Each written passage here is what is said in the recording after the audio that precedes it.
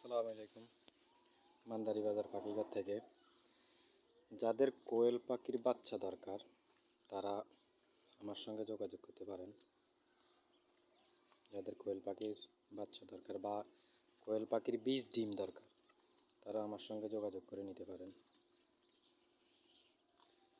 আমার দোকানের ঠিকানা মান্দারি বাজার পাখিঘর। আমার দোকানটা মান্দারি বাজারে অবস্থিত, আমিন বাজার রোডে। এমনকি কোয়েল পাখির বাচ্চা নিতে পারবেন।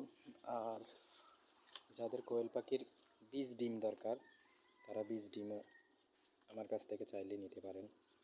এই দেখেন আমার ইনকিউবেটর মেশিনের ভিতরে ডিম বসানো আছে।